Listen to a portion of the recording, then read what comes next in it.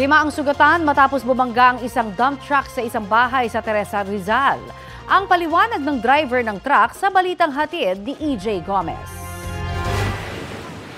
Ayun, sumalpo ko sa may bahay. Warak yung truck ko. Kawawa ang driver nito. Kaya pala busina to.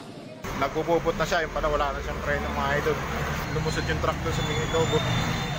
Natumbok ng 10-wheeler na dump truck ang isang bahay sa barangay San Gabriel, Teresa, Rizal madaling araw kahapon. Ayon sa driver, nawala ng preno ang minamaneho niyang truck na kargado ng buhangin. Galing daw sila sa Antipolo at magdi-deliver sana sa Morong. So pagdating dito sa Teresa, ang sabi ng driver, naramdaman niya na nawala ng preno yung truck niya. So sa sobrang bigat ng truck, dahil puno ng buhangin, hindi niya na-control, bumangga sa bahay. Doon niya na natigil.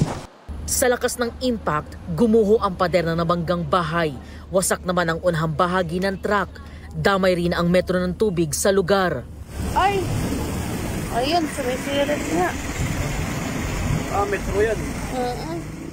3 ang sugatan sa loob ng bahay, ang 59 anyos at 60 anyos na mag-asawa at ang kanilang 25 anyos na anak.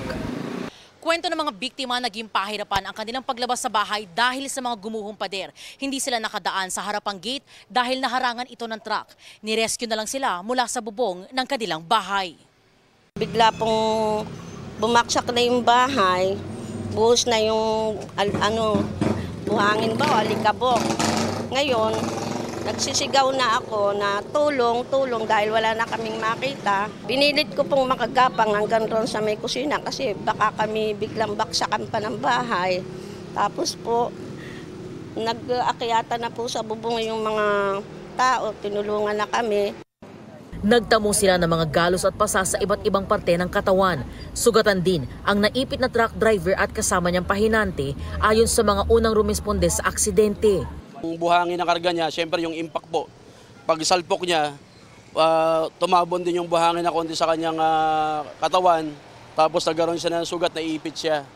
Kaya inextricate siya. Inaresto ng Teresa Police ang truck driver. Pinalaya rin siya kalaunan matapos niyang makipag-areglo sa mga biktima. Kinaumagahan,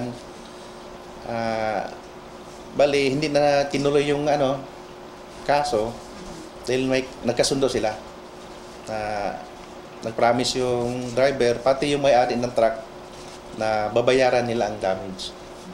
Pati yung bayarin sa ospital. EJ Gomez, nagbabalita para sa GMA Integrated News.